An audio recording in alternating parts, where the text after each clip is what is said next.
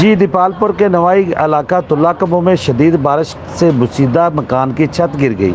मां बेटी मलबे तले दब गई। रेस्क्यू टीमों ने मां बेटी को जख्मी हालत में जिंदा निकाल लिया और अस्पताल मुंतकिल। दीपालपुर के नवाई गांव तुल्ला कबो में शदीद बारिशों के बायस बुसीदा मकान की अचानक छत गिर गई और मां बेटी मलबे तले दब गई। वाक़या की इत्तला पर रेस्क्यू टीमें जायब हादसा पर पहुंच गई।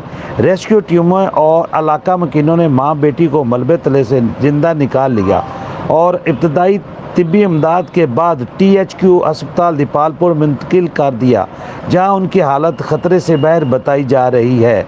Report Mohammad Asgar Ali Rahmani, bureau chief, Okara. जी।